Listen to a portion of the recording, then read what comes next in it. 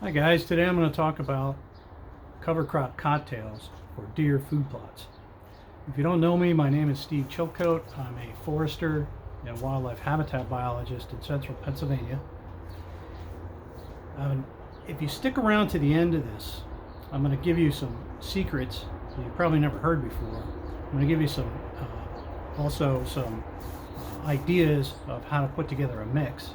Some of the things that have worked really well for me. I'm in zone 6. Sometimes I get up into zone 5 a little bit. And all these plants and mixes have worked well. You might have to tweak them a little bit. Now, when you first want to go into cover cropping for food plots, you want to talk about what are your goals, okay? Think about your goals.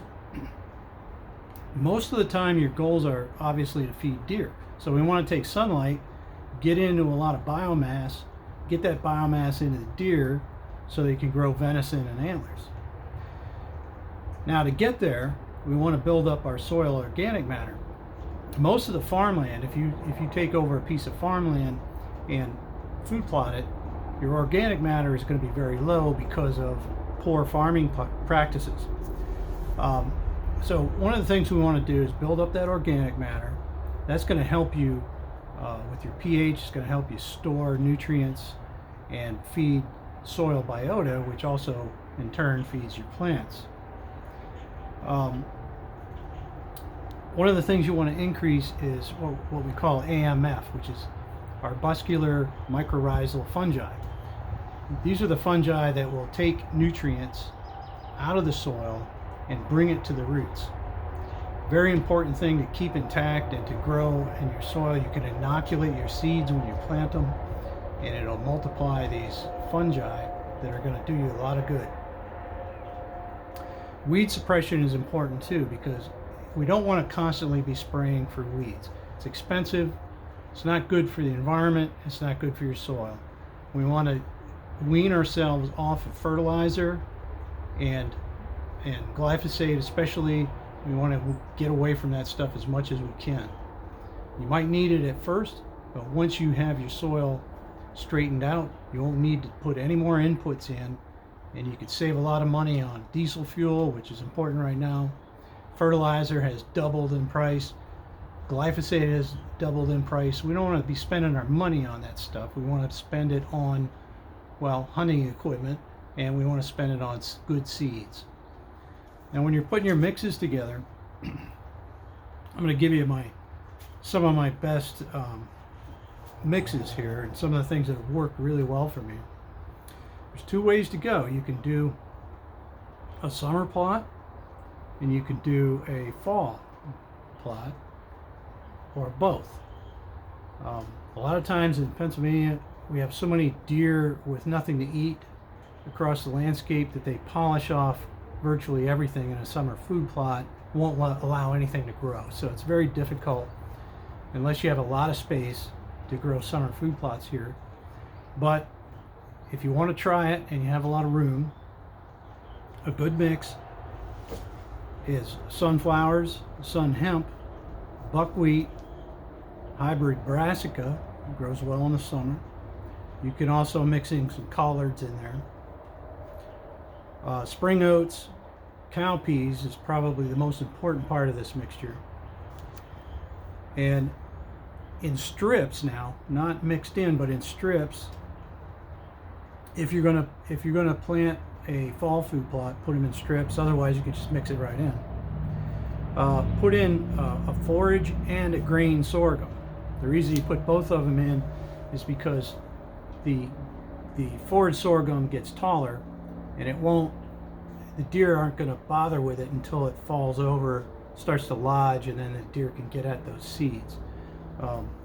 Sorghum is not really palatable until fall, which is good for deer season. So on a fall mix, my list is red clover, crimson clover, Austrian winter peas, cereal rye or wheat, winter wheat. And usually when I get wheat, I get the awnless wheat so that if it matures the following summer, deer can eat the grain heads. Canola, oats, and radish. Now you can give and take some of that stuff in and out depending on what you're looking for. Now, one of the big secrets that a lot of people think I'm crazy when I tell them to get some livestock on that fall food plot in the summer, the following summer, because as that stuff matures, it's not really that palatable anymore. Some of it's going to disappear. Like red clover will be there and be palatable. However, crimson clover, once it goes to flower, it's not that great for deer anymore. Austrian winter peas, not really favored by deer, but it is a great soil builder, and it will deer will eat the tips of the vines. Cereal, rye, and wheat, or spelt, you know, those types of things. Once they start to lignify, once they bolt, and that stuff is not palatable anymore, so deer aren't eating it anyway. And you may want to terminate this. Oats may not make it through the winter around here. It gets too cold. It usually burns out at about 20 degrees or so. Canola goes to seed very early, so it's great all through the winter and the early spring. Once it bolts and goes to seed, it's not palatable anymore. So when you get to that point, if you put cattle on there and mob graze that, if you have a very successful food plot, you're going to be able to run those cows in there. They're going to put a lot of weight on, and you can charge a guy who's raising calves a lot of money to put cow-calf pairs in there or some beef and mob graze that. They'll mow that down, turn all that non-palatable to deer forage into manure. And urine and manure are the best things that you could possibly put on your soil. And when that breaks down, it's going to increase that organic matter faster than anything else. It's almost necessary. If you want to get your organic matter up to 5% plus, you almost have to put ruminants on your property, on the land. Get all that stuff mowed down. They'll terminate that for you. You could even take your fall seeds, spin them on there ahead of the cows, and then as the cows are in there eating and stomping everything down, again, you want to mob graze this, okay? So you put a lot of density on there and move them across with electric fencing, and they'll plant your forage for you in your fall forage, and it'll terminate the summer forage, okay? And that way you can have a cycle where you're planting in the fall, terminating last fall's crop, and planting all in the same operation. Now, if you use the summer mix, same thing. Graze it at the end of August, and put your fall planting down. Now, you can either drill that in, or you can put it on a little heavy and let the cows stomp it in. I've done that, and it just works so great. It's a little expensive to rig up your field so it'll take cattle, but you could probably pay for that either with NRCS funding or a cattle farmer who wants to use your forage. He'll pay you so much a pound to probably $1 a pound. Okay, so if you have 50 cows and they put on 3 pounds a day, it turns into some real money, and you can rotate that back in to your property. You can use a combination of NRCS funding for fencing and the income you get from a farmer or a cattle grazer, and contract graze that thing, and you're going to have fresh forage all the time. It's going to work out really good for you.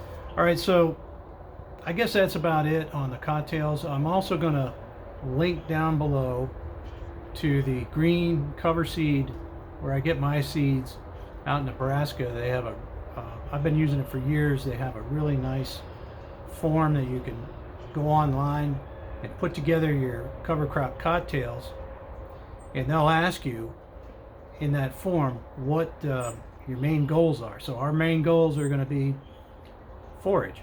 Number one, if you have a weed problem, we're going to have your next goal is going to be weed suppression. You put that in there and build organic matter.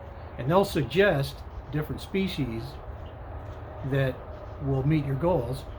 And then you can tweak that a little bit. And you can always call them. They're great people. They really help. They're the best seed company that I've ever run into as far as getting advice and help. Usually seed companies don't want to talk to you unless you're a big farmer and you're buying $10,000 worth of seed.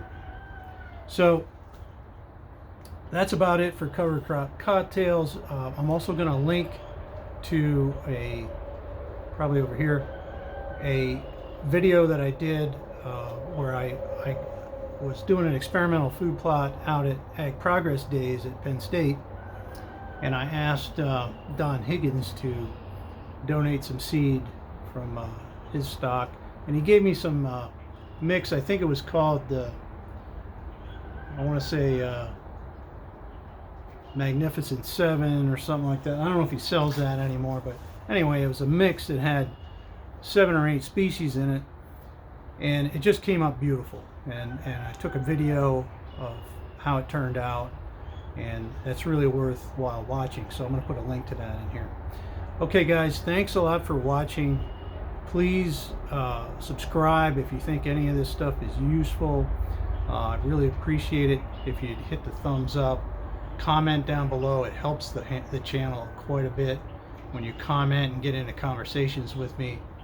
I'm trying to catch up with some of these kings of YouTube that you know, I think my information is probably better, but nobody's seeing it because the algorithm is not shooting it out there to everybody.